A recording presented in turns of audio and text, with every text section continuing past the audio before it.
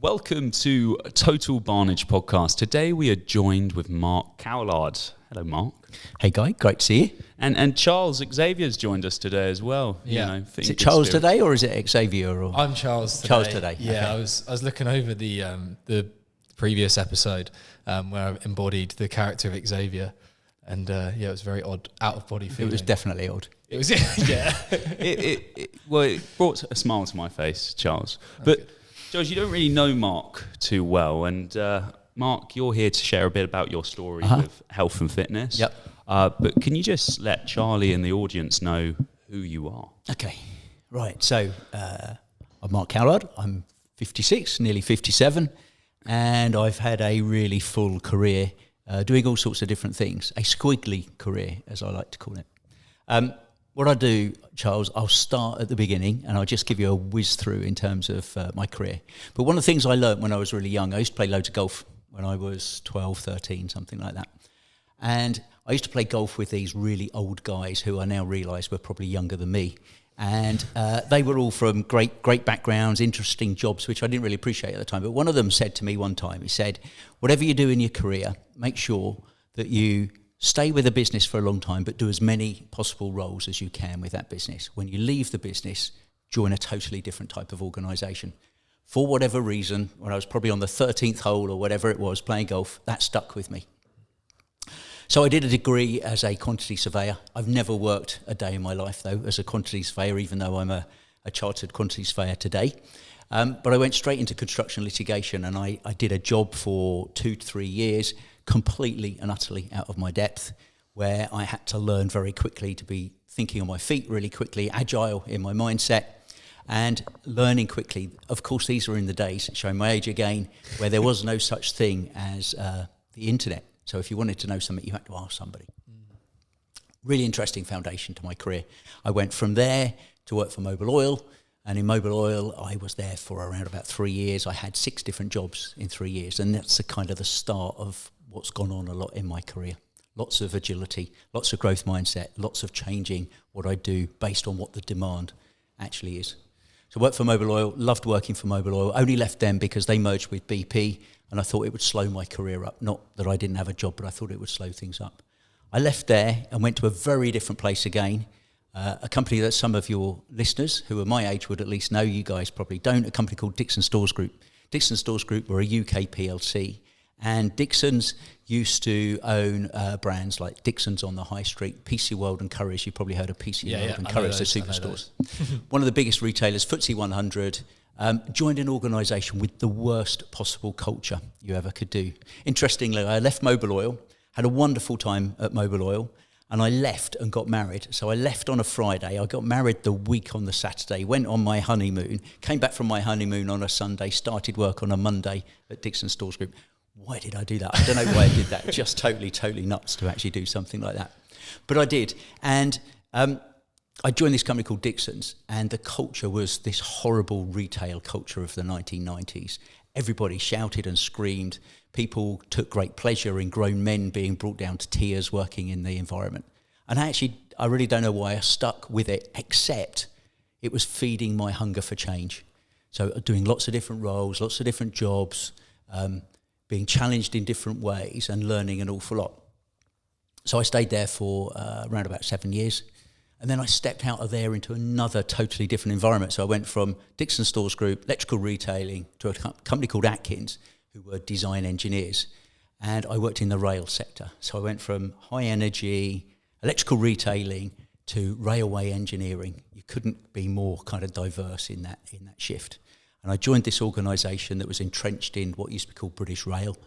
And a lot of the time, I was known as the television salesman, because that was the environment they perceived me as coming, and they didn't particularly like in the early days who I was. And again, in that organisation, lots and lots of different roles. I worked there for 10 years. I had 7 different jobs in 10 years. I started off as commercial director. And one of the things about squiggly career that I talk about, I became the group commercial director for their rail business. And that was going really well. And my boss said to me, but what are you going to do next? Where is there for you to go next? And there really wasn't anywhere in the organisation. I didn't want to leave. But there was a job that needed filling, which was running a business in the Croydon office, and it was a place nobody wanted to go. It was a vacancy that had been there for more than a year. And I just thought, well, why not? So I actually stepped down, hierarchically, I stepped quite a long way down in the organisation. People were saying to me, so what have you done wrong? What went wrong? Why are you doing that? Did you get pushed into doing this role? And it wasn't. It was, I saw this opportunity to do something really different and to step in and to learn more to then accelerate my career again in a very different direction. So I did that, and gradually over the course of the next 3 years, I went from running Croydon to another office, adding offices, and became eventually the managing director of that business. And then the last organisation that I worked for is a company called Arcadis. And again, a 13-year career at Arcadis. Loads and loads of different jobs there. 13 years, 7 jobs. So not quite as many ratio as before. But a lot of those were about leadership and success through people. People services organisation at the end of the day. And I just loved working in that organisation. I loved bringing together, energising people for success towards clients, success towards their own careers, and success towards what it was that our shareholders were looking for. In that organisation, I was the CEO of our UK business. I was the global president for the biggest business that we restructured and then created. And then most recently, the chief people officer of the business, a 36,000 person business, by the way. It's a lot of people to manage. There's a lot of people. I didn't have to manage them, but I was absolutely responsible for thinking about how it was that they enabled the business, the direction that they went in, think about their careers, think about the culture of our organisation and success through the people. But yeah, big organisation, Dutch listed organisation. Yeah, it's so funny because there's just levels to things, and I sometimes get a little bit stressed with 6 staff members, and then you hear a company. They are pretty stressful, those 6 staff members. You're clearly causing some problems, Charles. Causing turbulence. But that's just the nature of business. But then you hear 36,000 or 32,000. I remember when you first told me that, and we've known each other for what, 3 years? Yeah, 3.5 probably. Yeah, yeah, around that. And I must have spent a lot of money here. And it's just but got so much back in terms of value in spades. and it's just like there's just levels, and you're like, wow, how I couldn't even start to comprehend. I was like, so that's I think of a stadium of 32,000 people and think, God, that's interesting. It's a good analogy. That? That's what I always think when I think numbers, and it's just like, okay, well, how would you even begin to think how you manage a business of that size? And you were the chief people officer, right? That was my last role, yeah. What was like the biggest challenges you faced in that role? Well, for me, it was an unusual role to do. So again, part of that squiggly career, not following this straight line up type of career. I went from running the biggest business, which was around about 16,000 people, to becoming the chief people officer. And that's a role that's traditionally a professional role. You are a professional HR person. You follow a very traditional career to get there. But what the business wanted from me was somebody that was actually able to bring the business mindset to that function. Mm-hmm. So big challenges around just learning, but that's something that, again, I love doing. Big changes around expectations of others and kind of stepping from a business role to a functional role. Anybody that's done that in any large organisation will know that that in itself is quite a challenge because the functions are there to support, enable the business. And if they're not perceived as enabling, they're getting a hard time, and rightly so, because the business needs to perform. Really interesting role, adapting, sitting around an executive leadership team table, but taking a very different position on that table, but also bringing my old business skills to that as well was quite a challenge. Mm. Yeah, I think that, so much to unpack as well with your whole career. Obviously, won't go into every single bit of it. But I think the squiggly nature of it, and how you've switched from even within the same kind of profession from role to role, and like you say, kind of taking a step back to then go a bit further. Yeah, of course, that's a lot of different circumstances, but obviously the constant is you in that process. Yeah, and right. You mentioned kind of your growth mindset. Was there a certain point in that process, a defining moment where you've shifted from a fixed mindset to a growth mindset, or is it something that you've always had and maybe is the reason why it's been so squiggly? Yeah, great question. I think it kind of feels like there was a point in time, but probably actually there wasn't. It was more the point in time when I realised what it was, as opposed to actually consciously said, I've got to do, I've got to operate with this growth mindset. Because I just, I was one of these people, rightly or wrongly, incredibly loyal to all the organisations I worked to and worked for. And if somebody asked me to do something, as long as it was legitimate to do, then I would do it. Including building petrol filling stations in Moscow and all sorts of crazy things that I did in the past. But there was a moment in time where I started to, you start to become more educated. Even though I had an education, you become educated in a work sense, and you suddenly learn more about things like growth mindset, what that can mean, and actually how you can, through yourself, reflect that on others, and therefore the business can benefit in that way. So, some of it is about you, me, but actually an awful lot of it is about, well, who am I, what do I represent, and how do our people then react to that representation? Yeah, is there an example that you can kind of give earlier on in your career where, either if you didn't have that sort of mindset, you wouldn't have been as successful, or maybe a certain trait that you showed when dealing with other people where it's been really beneficial? Yeah, a great question. So if I go back to Dixon Stores Group days, the shocking culture, that did get better, by the way, during that time. 10 years there at that shocking culture. That was a 7-year stint there, and it got better halfway through, I guess, and without going into the details, but it was all about change of leadership, and it just shows what absolute leadership from the top, the reflection that has on the business, the culture, and so on. But yeah, you were dealing with. So one of the things I was doing, Charles, was fitting out high street electrical stores. I wasn't personally doing it; I was project managing it effectively. But your client would come in and do a royal visit, and they'd walk around and they'd look for kind of a scratch in the paint on the skirting somewhere, and it was incredibly challenging. And really, the detail was more than was really needed. But they'd suddenly go, I think perhaps we could try this instead. And it would mean pulling stuff down, literally pulling stuff down, dismantling things, taking structures down that had been built, and then finding a way, working with a team really quickly to say, well, how can we put this back together again in a way that's going to work for the client to try to achieve what it was that they needed. And I think, it was a difficult role actually, because I was sitting in between the client. I worked for the client organisation, but the client meaning the actual retailers themselves. And I was sitting between them and the contractors who were going to do that work. So you had to convince them that they were then going to work through the night or do whatever it was they were going to do to deliver what the client wanted. And how did you convince them more often than not? What's the motivation? Well, do you know what? It's really interesting. It's all about teamwork.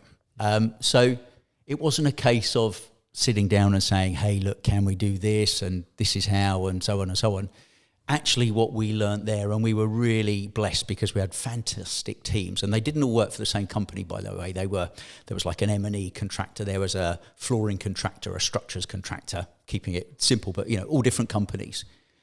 But because they worked together so much, they learnt how they worked together, and so they just wanted success for the organisation. Of course, success for the organisation was success for them as well. So it was really about ensuring that you created that team spirit all the time. That team then wanted to deliver together, and actually you didn't then have to really convince them an awful lot about what it was that you needed to achieve. Yeah, it's fascinating. I think even kind of trying to instill that culture, and especially when you say how the culture's so poor, or you just might not be aligned with it. Yeah. How difficult that must be at times. Did you have, for you within that, how did you kind of cope with, maybe, because there's a lot of factors at play, a lot of variables, and I'm sure there's a lot of things out of your control as well. Like massively, you're trying to create a bit of that team environment rather than specifically giving someone something to do or trying to convince them. How do you deal with things that are in your control and then things that are out of your control? I guess the stuff that's in your control, you just get it done. Because that's kind of what you do. And maybe that comes on to a bit about my fitness journey as well, which we'll talk about in a mo. But, if you can deal with it, then you deal with it. The stuff that's not in your control comes back to the team again at the end of the day. You work out between you all who knows what, and you try and find the best solution all the time. You always come up with a solution. Does it work? No, not always. Do you make mistakes? Absolutely. Do you learn from those mistakes? Absolutely again as well. But actually bringing that all together and then just growing and growing and growing step by step, whilst in that environment, avoiding some of the missiles that came at you as well. But just getting it right is key. Yeah. And I guess going now into that fitness component and health, at the start of your career, were you as health conscious, and how has that changed throughout your career? Yeah, interesting. So no, I wasn't, for sure. I've always had a dalliance with lifting weights since I was kind of 16-ish or something like that, and it's kind of been up and down. But never has it played a role in my life like it does today. Like everybody, I always knew I should do more. Like everybody, I tried doing things. I had a fad of doing something for 4 or 6 weeks and thought I'd cracked it, and then it slipped away again. But I think also, as you get older, as I've got older, you become more aware of your body, you become more aware of aging, you become more aware of not only longevity, but what I like to talk about being health span as opposed to lifespan. And for me, that means living the most full life for as long as you can, not necessarily living the longest life that you can. And I think that's personally something really important to me. But I think, as a community, as a country, we've all become, and as globally, so much more aware of our health. The data is there now that helps us. The social media is there that helps to promote it as well. And it's just more of a constant. And it's only in the last few years that I've really kind of got it cracked for me in the way that I've got it cracked. That doesn't mean it's perfect, by the way. Yeah, is that the kind of turning point? Because like you said right at the start about you having to learn analog and just through experience, you've not got all of these, like, amazing. Like, I can sit down and I can listen to a conversation between experts or professionals in something that I have literally barely any kind of degrees of freedom, any like link to. Do you think that is the products, like the change that you've made in your health and like prioritizing it has been because of the amount of information? Like, would that have been the case? Would it have happened, let's say, earlier if you had the information available, or is there something else at play that's made you make that priority shift? Great question. I think that definitely information, that's who I am, that's how my psyche works. I'm sure there's probably a bit of ADHD in there somewhere. And so I love that sort of hyper focus on things. And obviously the more information there is, the more you can hyper focus on. So that definitely makes a difference. But I also think I would never have got to where I've got to had I just carried on being flatline, let's just say, 95 kilos. I may not have done it. It's only because I allowed myself to get worse that it actually caused me to say, hang on, this is just absolutely not right. I've got to do something about this. I will do something about this. And it's that shift that enabled me to actually take the big step as opposed to a gradual change. I mean, when we first started out, Mark, there was probably the first 18 months you perhaps struggled to let it click. Yep. And perhaps you were still looking for that, almost that quick win aspect. Yes, definitely. I was. Yeah, for sure. What changed between the last 18 months and the first 18 months of us kind of working together? Yeah. Was it a mentality shift, or was it, what was the process behind that? Because you lost almost 30 kilos? 30 kilos, yeah. Yeah, 30 kilos. I think that the biggest thing was just, it's interesting, a quick story. I was at, I've had 2 hip replacements, so my body's kind of starting to fall apart. I've had tons of 13 operations on my knee. Yeah, exactly. Which has just been like absolutely nuts. That's wild. Yeah, left knee, 13 operations. On the same one? Yeah, from a skiing accident when I was 21. So it's interesting, the crazy things you do and the impact it has on your life. And I think my hips are often as a consequence of my knee as well, because I never walked properly, I always compensated and so on. But I had a hip surgery roughly 18 months ago, and it kind of went okay, but it didn't go great. And leading up to that, I was in a lot of pain, and I was tailing off with you. I absolutely was drinking way, way, way too much. My work levels were really stressed. I drink 5 times a week a bottle of wine a night if I was working at home, and it would be more than that if I was out in business things, business dinners, functions, and so on.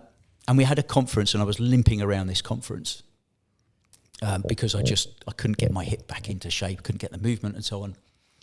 And I came home, as was typical. I'd been dropped back by my driver at about 11:30 at night, exhausted, been away for a week and a half, looked in the hall mirror, and I just honestly, and so it was vanity that started it, I guess, but I just looked in the mirror and just thought, I don't like what I see. And it was just like that for me. It literally was like that. I just thought, I've got to do something about it. And it was that moment in time that made that start of that shift 18 months ago for me. It's such an interesting part of our psychology, isn't it?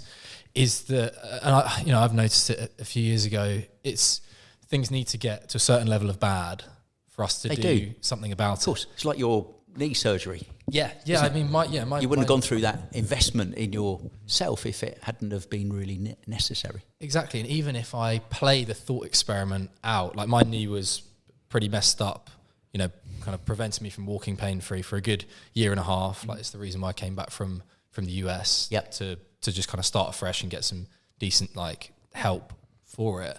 But I'd always try and play the thought experiment, try and be proactive rather than reactive about it, and think, if this was worse, would I be better off? And listing the things that maybe there's just a natural waiting to then get that bit more energy, to get that moment of looking in the mirror and really it clicking like that. It's kind of a gradual process, iterations day by day. Sometimes we don't notice a deterioration or something which, maybe on the mental side rather than the physical side. Physical is a little bit more obvious. Mental stress levels, you'd be able to get by. There's probably a lot more things you can get by doing and not even realise. But I'd always kind of play those scenarios out and think, all right, am I just waiting for it to get worse, or am I going to put a time limit on it?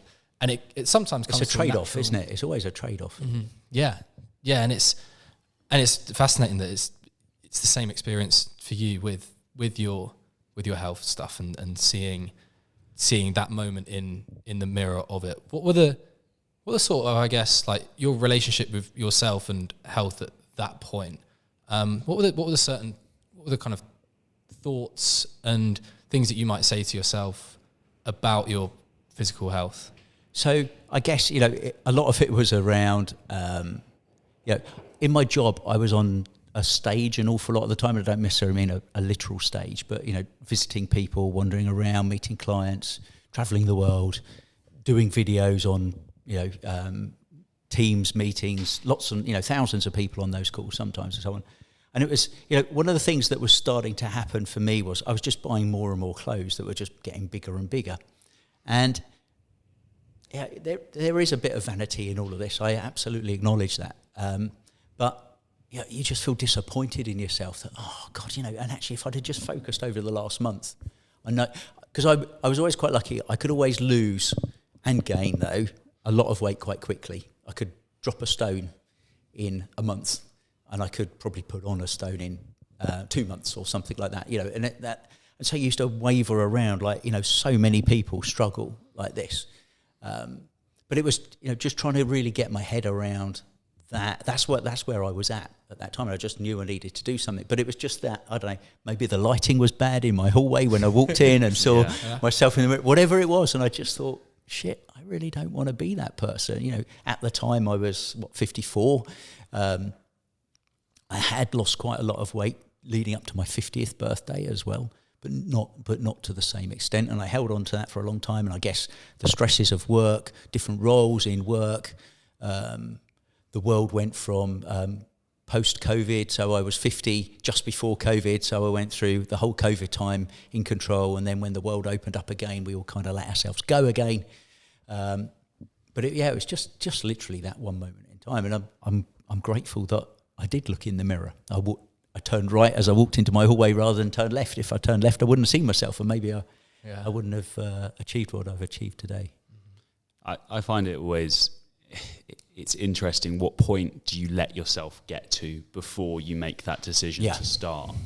And I'm always big on telling people, don't let yourself get there. Start now. You're so right. Yeah. Because you don't need the motivation of, oh my goodness, am I going to die of a heart attack in 5 years? Yeah. And that's on the cards. Fear, right? Yeah. You know, with the level of stress you were having and the late nights, the blood drinking. pressure tablets, you look at your body fat content, you know, you have an annual medical for work, and it tells you black and white where you're going, what you're heading towards. So, okay, we were at your point, you're looking at yourself in the mirror, like, what was it myself helped you manage to do? What was Massively. the difference between you doing it on your own before and having maybe like a fad diet or a crazy workout routine for 6 weeks, then comparing that to what you did working with us? What was the main difference in strategy? So I think a couple of things.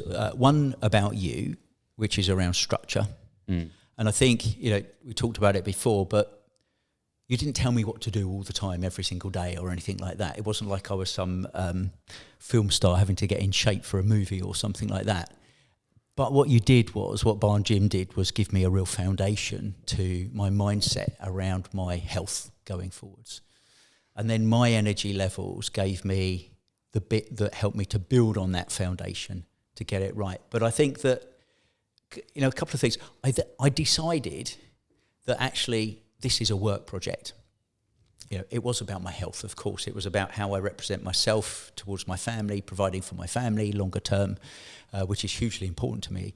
But it was also about my work and how it is that I enabled myself to be my very best to deliver in my role for the business that I work for as well.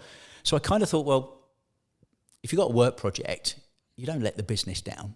You put together a plan, you stick at it, you are agile and everything else as well. And so I kind of thought, well, what's different actually to this, to a work project? And so I kind of thought of it in a much more disciplined way and thought about, you know, what's stopping me achieving what I've needed to do over the previous 18 months or so, and how is it that I can put in place those actions, those mitigations that help to shift that so that I can enable myself in the journey as well. But I think it's also a bit about, it's about identity as well, and I don't mean identity in a vanity sense. It's about, you know, what do you want to represent in yourself, and how is it that representation delivers for business, delivers for work? You know, how do you look towards your, and I don't necessarily mean physically look, it's just, you know, how do you come across confidently to your shareholders, to your stakeholders, to the people that look up to you, your peer group that you work with? And bringing all of those things together, I think, is really, really key. Yeah, it's one thing I always try and get across to people in business. It's the same strategy to grow your business is the same strategy to grow your muscles. Completely, and lose your body fat. completely. It's just getting that mindset over from, you know how to operate a business very well. We just need to get that same mindset over to about your body. Yeah, Exactly. and your mind as well. Yeah. And it's just making that transition, and it's difficult though because it's you holding yourself accountable much of the time, and you know what goes on behind closed doors. No one else really knows about. Everyone has it. Oh, I'll just have a couple crisps, and then you eat the whole packet, or one glass of wine turns into a bottle. And in business, you can't so much get away with that. There's not much to hide around because there's hard numbers, and you look at it and then you go, okay, well, everything's transparent. Yeah, exactly. Yeah. And that's where I think coaching can help a lot more, is because now then I was holding you accountable and still holding you accountable. The accountability is critical. Because then I help you, you know, what goes on behind closed doors. I don't see it, but I know about it because the numbers... Yeah, but you know me well enough to, you know... Yeah, exactly. You could tell. You can tell. So it's I mean, structure and accountability for me has always been the most important thing. And what strategy you apply depends on the person, right? Yeah. You know, we could have 20 other people who are at the gym at the moment who've had real life-changing results, but every single strategy is very different, and it's giving you enough freedom to kind of work out that best strategy. How do you find the strategy with your nutrition, especially with like dinners and client meetings? Yeah. How did you manage that? Because it's all good and well me giving you a strict meal plan, but when it comes down to, okay, you're eating out, or there's, you know, everyone's having it disappears. So my Fitness Pal doesn't really work when you're in a a 5-7 course tasting menu or whatever it is. I don't know, it's got quite an extensive array of things on my Fitness Pal. And it's growing by the day. Yeah, I think one of the things for me was because obviously that's a mega challenge, and it's a temptation as well. Yeah. So one of my tactics was I would always make sure that I looked at the menu of the restaurant before I went there, wherever I was. So assuming it was not everything's in a restaurant where you're choosing from a menu and all that sort of stuff, but where I could, I would understand what it was I was going to eat, and I'd work in my mind actually what I would eat and what I wouldn't eat, even to the extent of what's on the plate, what am I going to leave, what am I going to eat.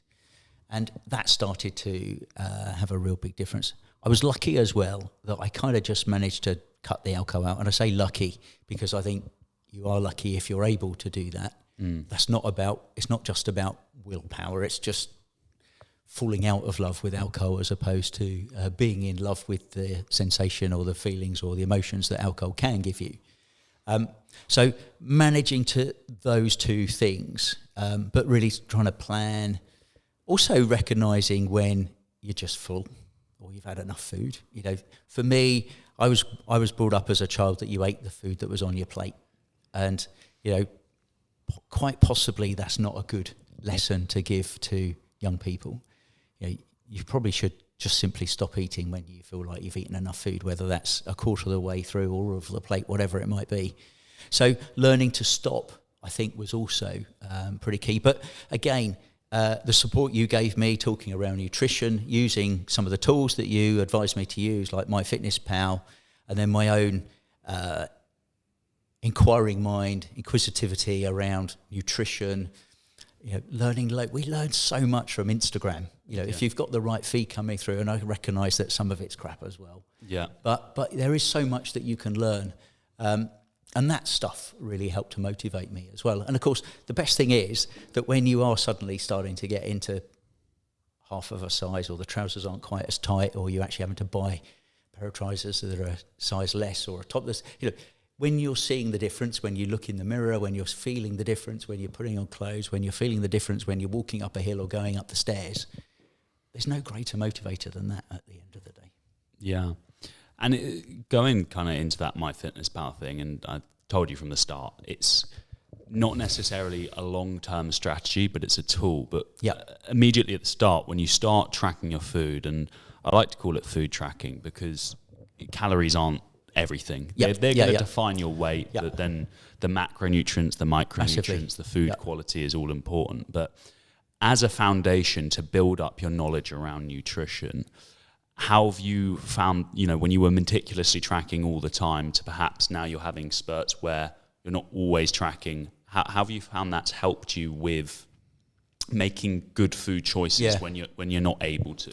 I think, because I don't track now. I mean, I do. Some days I do it, some days I don't. And it kind of depends on where I'm at in terms of what I'm doing. Am I just trying to lose a bit of body fat? Then I'll probably track more. But I think I can judge how many calories I've eaten in a day now, give or take a couple of hundred perhaps at the most, just because you just learn so much. And I think that innate learning what's good for you and learning to like what's good for you, learning to get that kind of balance right through the day, because it's also for me about when do you eat in the day as well, trying not to eat too late and all those sorts of things. But just growing up, learning around what is it that's working for your body? What do you actually need to succeed? Obviously, protein being a critical part, but not the only part in that. But for me, it was a big focus on how many grams of protein a day was I eating. Yeah, especially the amount of muscle you packed on. I mean, of recently, it's you're like Popeye at the moment. It's worth mentioning, kind of like some numbers maybe, or like, because I got here, I joined Barn Gym in June of last year. And I remember meeting you for the first time. Yes. And we were out here, absolutely, We were outside, beautiful weather. It's going to, hopefully get back to it, which would be very nice. Hopefully. But I didn't know your story. Sure. I didn't know your transformation. Yeah. And Guy mentioned it, and I was like, asked about it, and then you showed your transformation photos. Uh-huh. What sort of numbers, like where were you at in what year, what month, and what were your aims, and then what did you kind of get down to? So I was when I started, it was October 24, back end of October 24, and I was about 102 kilos. I'm 5'7" and a bit, just to give you a bit of context. I don't know what my BMI was. I I imagine my body fat was early 40s, perhaps, something probably like that. Around there. Yeah, something like that, I would guess. And then, so today, I use a Hume, by the way, which you and I have talked about quite a lot, because I like, again, it's data. It gives you so many data points every single day. So I jump on my Hume most days, not every single day now, but today I was 71.4 kilos, 13.2% body fat.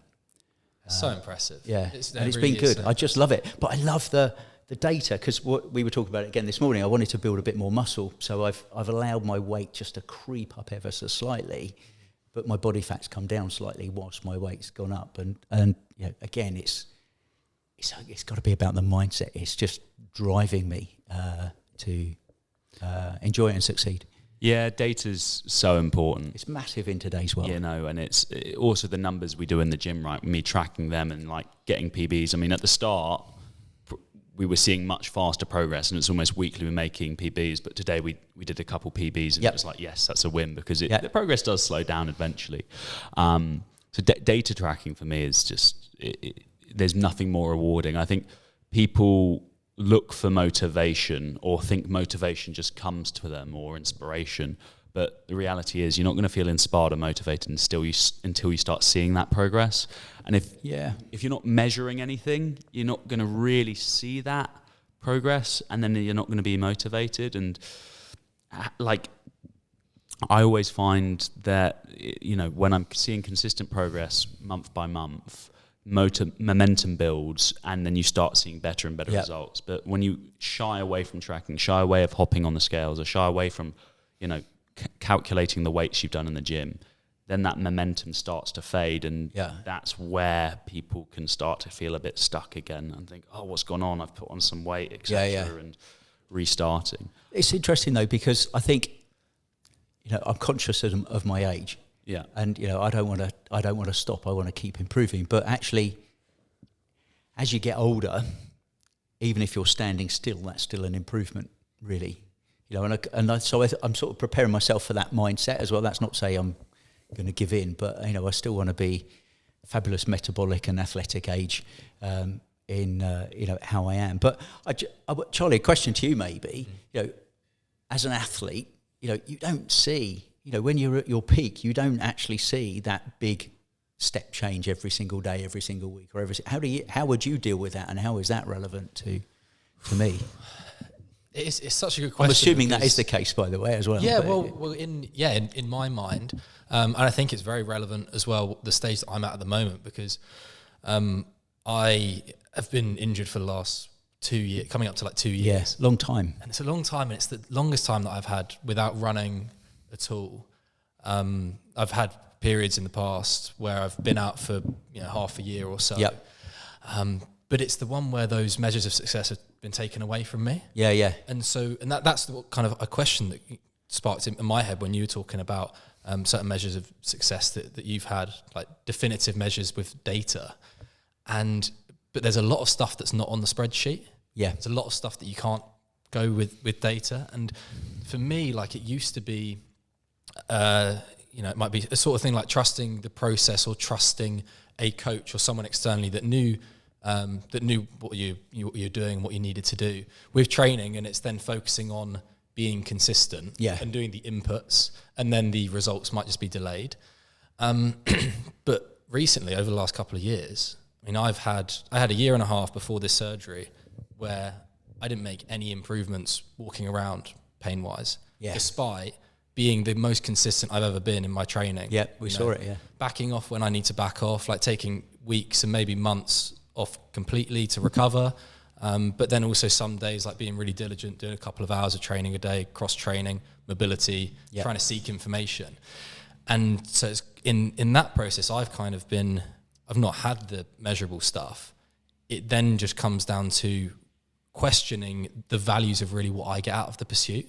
And it's that relationship of me with myself. Yep. It's finding something greater than myself to keep me accountable, and to realize the value of still going and keep going and learning. Yep. And in my process, like I've been curious like, you know, my whole life with like academic stuff, with sports stuff. Yeah. People. Numbers. Numbers. Love numbers. Yeah. And it really is that curiosity. Like you've said, you know, you have that curiosity. And I think for me, it's just constantly learning more about myself. Every setback that I will have, for me now, is an opportunity to learn more. And it's always a blessing. And then also really questioning, like, if I got stripped of everything and my health, and if I couldn't do the things that I'd want to be able to do, what am I left with? And where can I derive my sense of self and like enjoyment? And a lot of that now has just come down to being in the present, in the activity, understanding myself more, like where my thoughts come from. Certain things that a massive thing over the last couple of years has actually just been a practice of letting go.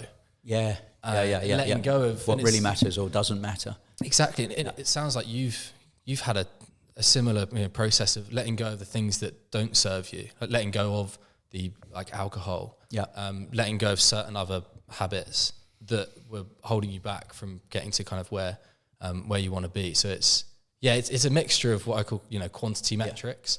I've never gone, my whole thing, because it's been about performance, it's never about scale weight. And it's never been about body fat percentage. So my they're just not your measures are different to mine.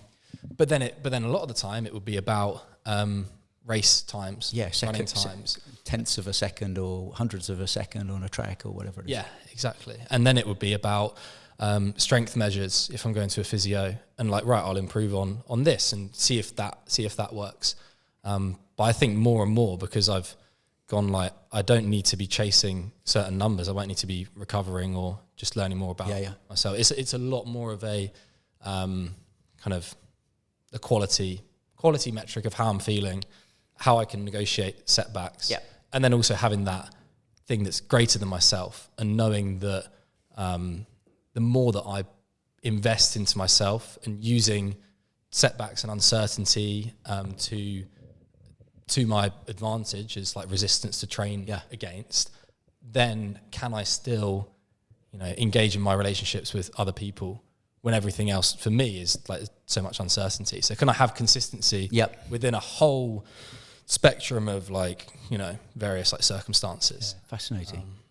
So that's it's interesting. Guy, do you see? I mean, we talked a little bit recently about some of your other sort of corporate PT clients that you have. Do you see similar stories with them as well, or are there different stories that you see with them in terms of how it is that they're going on their journey and what makes them successful? There's similar trends, balancing acts, health, career, family, social life, and it's always difficult to kind of get that balance and working out what to prioritize. Yeah. I think a lot of the time, the biggest trend is see is people who have very busy careers, you know, working 70, 80 hours a week. They push off health because they think it's going to take up a lot of time, hours of meal prep, you know, long workouts. And the reality is it really does start to save time if you get it right and if you have the right strategy. You know, doing some, you know, 3 or 4 30-minute workouts a week, just buy some kettlebells at home and being productive with it, because it pays back in dividends when you have that higher fitness level. Your sleep's better, for example. Exactly. You sleep better, you have more energy in the day. Food-wise, it's not, a lot of people think healthy eating requires a lot of prep time, but big thing I've always preached to clients is, well, if you're going to cook one meal, why not just make enough for 3 or 4 portions to have for lunches for the week? And just applying some strategies where it actually does start to save time by being that healthier person. But each case is different, right? There's always different issues. It could be injuries, it could be mindsets that you have to shift.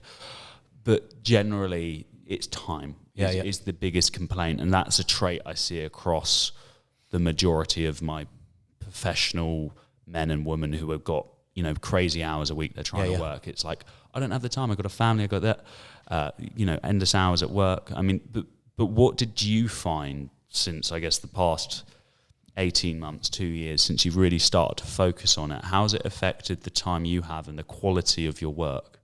Yeah, so I guess one of the things that's really interesting listening to what you're just saying is I'm really lucky because when I'm at home, I've got a gym at home. It's nothing sexy, nothing fancy, but I can do everything I need to do in there, and it takes me 15 seconds out of my front door to be in my gym. And that makes a big difference. I absolutely acknowledge that doing that compared to jumping in a car and driving 20 minutes to a gym, living where we do here, everything's a 20-minute, half an hour drive to somewhere. And that makes a massive difference. But I think in terms of how does it help me, certainly I feel more confident about my health. When I have my health check October last year, a Bupa health check, it's just fantastic to see, again, more data. But what's their data telling me about me now? You never know what you don't know. But at least some of the markers that you used to worry about, you can worry about less when you're going forwards. And I think, that mindset, that confidence that you've done something to help yourself going forwards. And for me, helping myself, helping the business, well, actually, what is all that about? That's all actually about family at the end of the day. The family is the goal that's at the end of the day. Providing for my family is why I do all of the things that I do ultimately. But the one thing that I mentioned sleep just now, probably the one thing that I feel from all of that I haven't managed to really crack, although very recently getting a lot better, but it's just the sleep. Better recently, yeah. It's just the sleep is tough, but that's because when you're working those hours that you talk about, I probably didn't ever work quite those hours, but I used to travel loads, so you include the travelling as well, and you are. But the slightest disturbance to your sleep, your mind switches on again, and you're laying there writing emails in your head or rehearsing conversations in your head or whatever it is. And so really trying to improve that sleep. That's something I didn't crack. It's, as I say, much better now. But that's probably the one thing that I didn't see I saw benefit, but the full benefit of. Yeah, I mean, you were having, right at the start, it was like 5 hours a night, sort of thing. And I'm probably doing 7 to 8 now. Well, that's brilliant. Which is great. Yeah, it's really great. And it's not undisturbed, though, but it's still 7 to 8. Yeah. Plus, that doesn't include when I fall asleep in front of the TV as well. I don't count that. Yeah. Add on the extras. And my nap that I take in the afternoon as well. Well, you don't track it. My afternoon naps, that's something really important, by the way. Actually, when I'm at home and I've got the time, between 15 and 25 minute nap, it is just the best thing you can do. Yeah. Just, people might say, "Oh, you old, what's it?" or whatever it is. I know, I'm so for naps. I didn't know that. We haven't done naps before. But it's just brilliant. It's utterly brilliant. I lay there, I feel like my body is restoring itself, and then I wake up and I feel fabulous. Yeah. But it's not so long that you wake up feeling rubbish because you've slept too long as well. But that's important too. You're groggy as anything. Yeah, absolutely. You're grumpy as well. Yeah. I had it the other week because Tuesdays can sometimes be my transition from working earlies Monday and Tuesday. Okay. My Tuesdays is my hard session, so I go to the gym in the evening, do all the stuff I need to do, and then I'll recover kind of Wednesday morning. Yep. So Tuesday evening when I get down before the gym is normally when, if my sleep hasn't been great, that's when I feel it. And I remember having a nap the other week. And I woke up, I probably napped for about an hour or so. Yeah, it's not good. It felt like a good idea. Yeah. It always feels like a good idea, right? And I went downstairs and my mum's asked me all these questions. I'm just like, please not now. Like I want to get to the gym, I want to do my stuff. But what stuff with the sleep you talk about, I think this is something that loads of people can relate to, is especially if you're just a busy mind rather than like a busy person as well. The switching off element, it's normally the thing with, if you've got insomnia, the main thing with insomnia is the thinking about having insomnia. That's probably heard as the most important thing for, the one thing that makes self-fulfilling, isn't it? And then thinking about insomnia. Do you have any, kind of, say, protocols or maybe like circuit breakers with the thoughts to be able to switch off? And because 7 to 8 hours is solid, right? I think now it's although it's usually broken once or twice, but I'm now I'm kind of in a place where I think it's good. couple of things, but so many people know this anyway. If it's on your mind, write it down. And that is a way of taking it out of your mind and putting it on the piece of paper so you can kind of move on with your sleep. So that's key. The other thing is I normally just get up and go and get a cup of tea or have a drink or something. Actually try and break that trying to get back to sleep. Do something else. It's only usually 5 or 10 minutes and then going back and start again. That helps. I've found that's helped, when you're tossing and turning at night and you can't fall asleep and you're thinking about work the next day. Sometimes it is better off just getting up, turn the light on, walking around, reading a little bit of a book and then going back to bed. But yeah, writing it down, that's something I've always done, is I'll write my daily to-do list. That's like the last thing I do each day. Okay, that's good. And I generally that's really good discipline. Kind of do it before I go to sleep because it's on paper, it's out your mind, and that helps an awful lot. Otherwise, you're just lying there thinking, I've got to do that tomorrow, I've got to email that person, and this has got to happen. And before you know it, it's done. Hours are gone, and you're just thinking about not sleeping. Yeah. So, energy-wise, what is different now this year in the work environment since you've dropped the weight, training consistently, eating well, sleeping better? Like, how's that affected your professional life? I think you're just kind of ready for everything.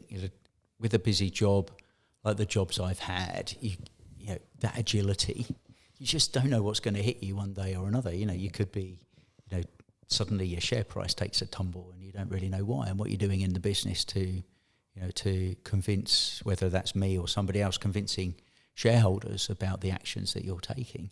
But therefore sort of being ready to go, being sort of fully charged all the time, as if you're a battery that's always at 90+% as opposed to allowing yourself to get down to 50 or less. It just means that you can just go, you've got more stimulus. And I think the other thing actually, interestingly, is I think I've been a lot more focused in my work as well. Because I had to make changes to accommodate eating regularly, to accommodate exercise. You can't just fit that into however many hours a day it is that you're working, because something else has to give. So you have to change what's in your diary. And that might be less one-to-ones with people. That might be whatever. It's absolutely not speaking to clients. And it is about continuing to engage with people, but just reducing down some of those things that you can afford to give up in order to create that space. And then that gives you the energy. And when you're achieving at work, you've got more energy as well because you're achieving through what you're doing. So again, it becomes self-fulfilling. I've never really thought about this, but I suspect probably in the last 18 months I've worked slightly less hours, as well as just less hours because I've given myself an hour and a half a day towards my well-being. But actually maybe slightly less hours in just doing stuff as well, interestingly, because you're probably more efficient. And you are getting as much output. Your efficiency absolutely. The output is still constant or better or whatever it might be, but the output isn't compromised as a consequence of that. Because I think that's what a lot of people would fear. If you cut down a certain amount of hours to do it, there's a few like psychological laws. I think Parkinson's law is one where it's, you take the amount of time, you feel the time that is given to you. If I told you to do something in half an hour, you'd probably do it in half an hour. Yeah. But if I gave you 15 minutes, you'd probably still get the same output to get it done. Yeah. And what I'm hearing is a lot of kind of cutting out what's not essential, and really like it being a practice of having that incentive to put structures in the day. To then make sure that you are almost forced to get things done as more of an incentive. Are there certain things over that process that you've realised that some things that you thought were productive actually aren't as productive as you thought they were? And what were they? Yeah, I think, conversations with people. I like talking to people. I love people. It's just who I am. It's what I am. But maybe sometimes I spend more time talking to people than perhaps is truly necessary. So kind of shortening that down makes a bit of a difference. I'm also... I struggle to actually make a start on things as well. If somebody else has already started something, I'm brilliant at continue with it, tuning it, making it better, whatever it is. But that initiation piece, I struggle with. So, if you've got less time to do it, you've just got to do it. You've just got to crack on. You've just got to do it. And I think those things really help tactically as well. It's really interesting because these are things that... you had great success in your career, but even individuals my age I talk to who are struggling to, start a career, or they want to start a new business, or they want to start on their fitness journey. These are similar problems they have. Just making that start and taking that first step. And I guess it might be reassuring for some people to listen to, actually, like, just because you've got towards the top and you're really blossoming in your career and your physique's looking great and your health's good, there's still these problems that reoccur all the time across everyone, right? Yeah, absolutely. It's just all about scale. It's all about relativity, isn't it? I could have been in the past stressed about trying to close out a big acquisition or something like that. That was really, really stressful. But also, if you've got a different job, in my mind, that might be a much smaller stress. But to the person, that different stress is just as important to them, or is just a bigger hurdle to them as whatever it was that I was involved in. And I think, whatever your job, everybody's dealing with the same types of challenges. And the health can help with those challenges, but the health can help with your mindset to get things done as well, whatever your job. Yeah. Mental health wise, is this something you previously kind of struggled with?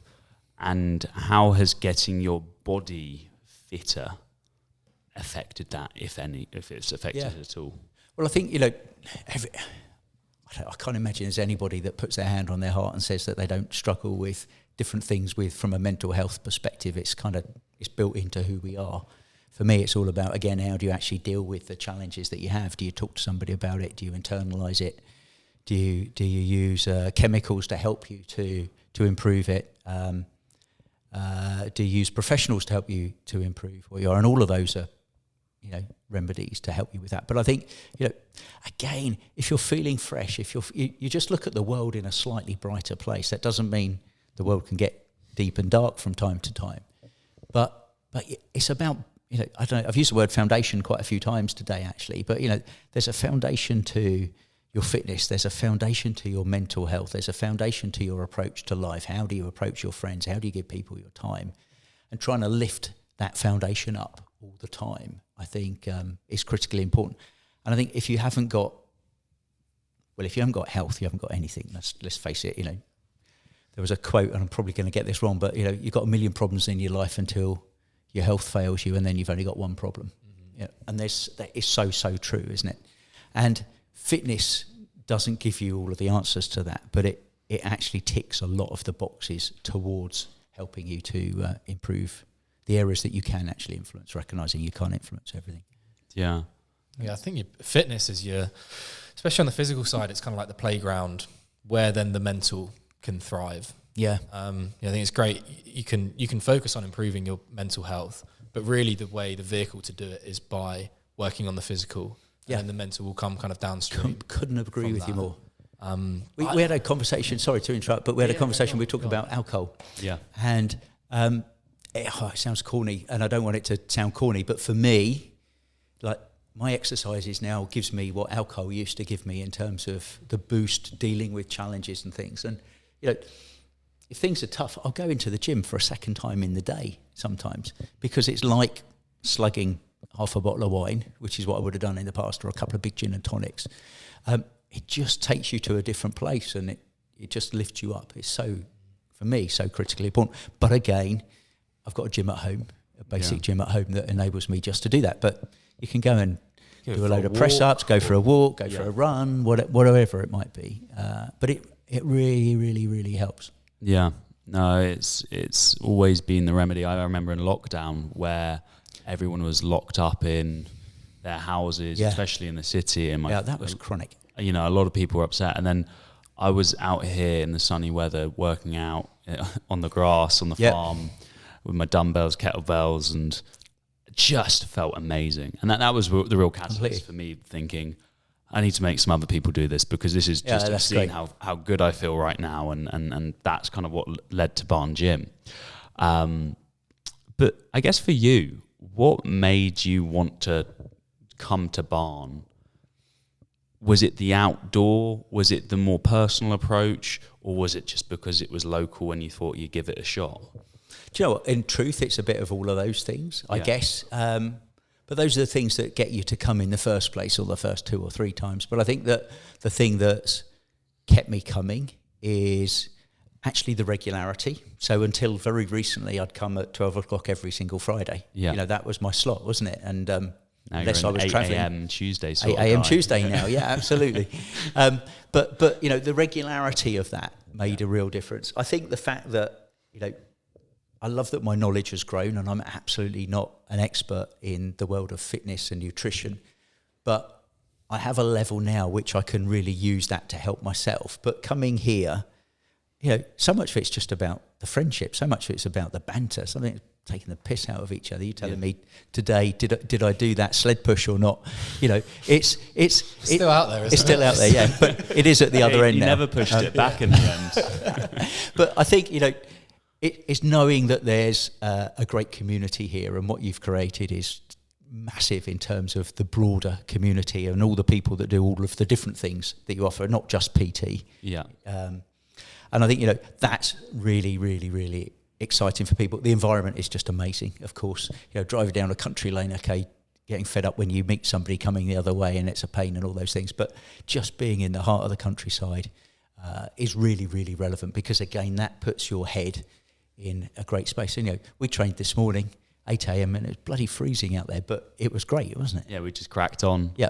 You know, sometimes we were just like, there was other people in the studio here and in the classes gym, and, you know, I value the quality of conversation with you and other clients, and sometimes it's just like... And it's not all about gym, is it? It's not all about fitness, it's about everything. Just having, you know, Life. having a chat. Like, yes, you want a productive workout, and we got some PBs.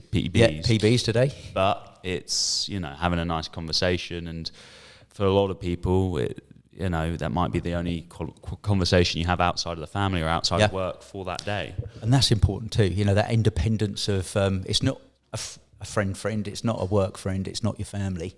It's a different type of relationship. It's good. That's not to say you're not my friend, by the way. It's like paying a therapist to go and talk to them. Yeah, there's isn't it? Something about them that, you know, give them a bit of money. Yeah, to be a good PT, you've got to be a great therapist and be able to count to 10. Yeah. Which most people, I think the second one is the one we fall down on. I don't think counting to 10 is like a necessary job requirement. I think we struggle with that. Yeah, you do often, Yeah. Well, sometimes creep in 8 when you really want 10. If in doubt, you just say, all right, 2 more. Yeah, if in doubt, 2 more, right? Yeah, that's good. You're not struggling. That's good enough, yeah.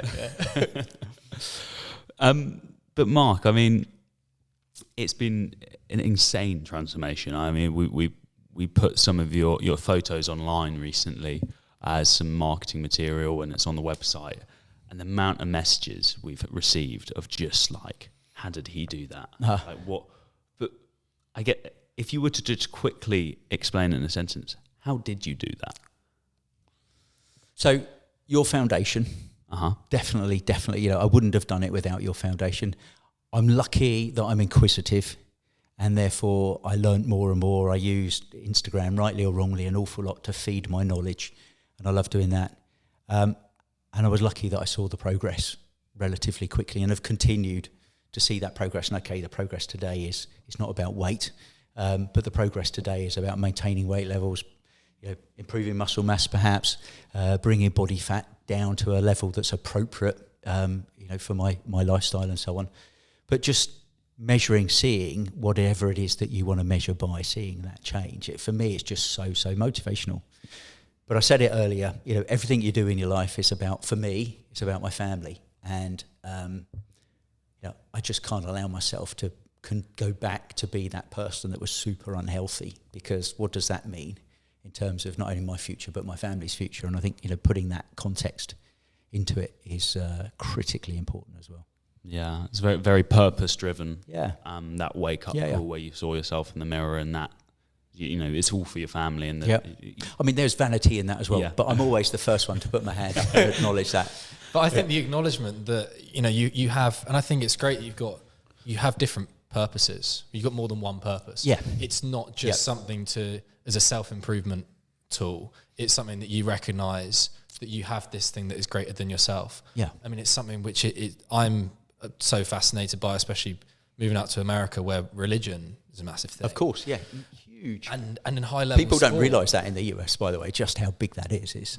It was mind blowing to me how it's almost in a certain aspects a certain element of a delusion, but positive delusion, and how much it gives you, especially in a performance edge.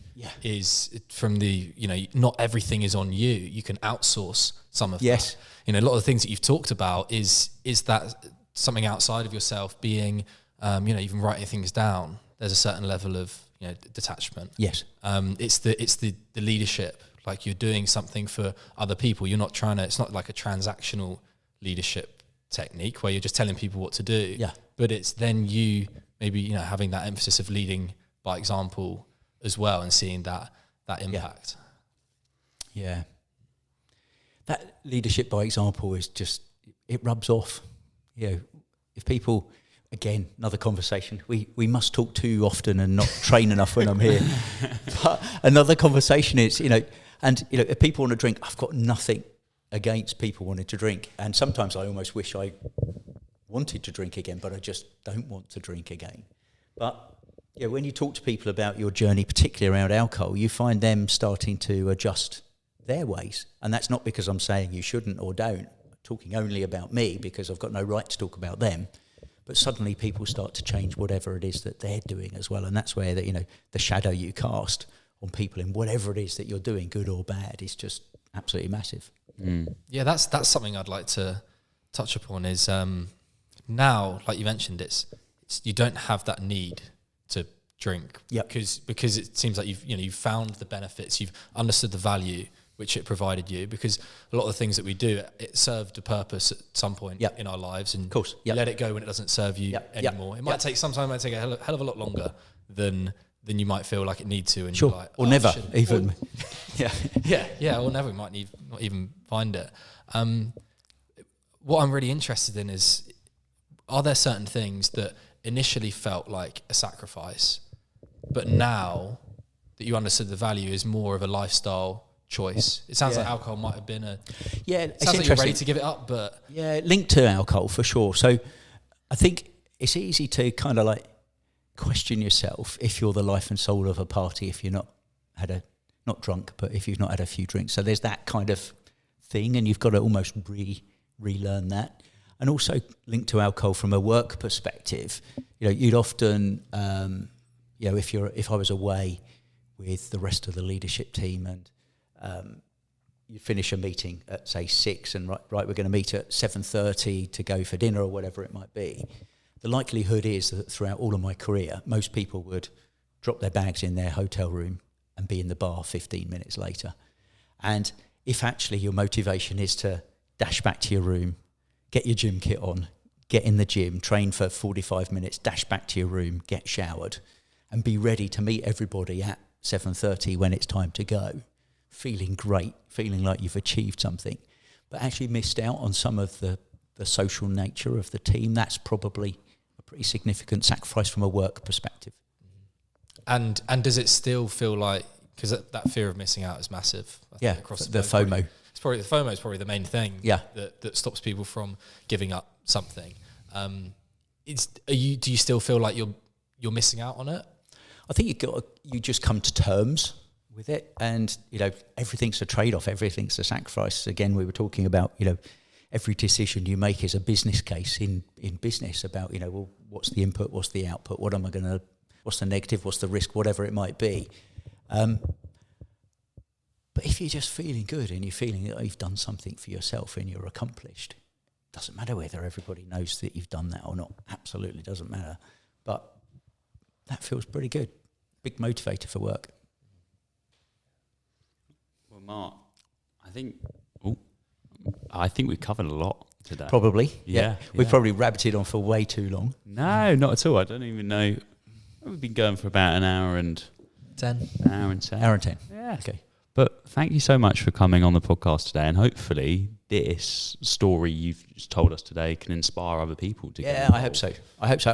I'm keen to, help people to learn from my experience. Absolutely not, as I said before, not preaching about my experience at all. But, if I can help other people to learn from my experience, then I'd be thrilled to do that. But it's great to come here today and to have the conversation with you both. Yeah. Cheers for coming on, Mark. Thanks, guys. Thanks so much. Cheers. Bye.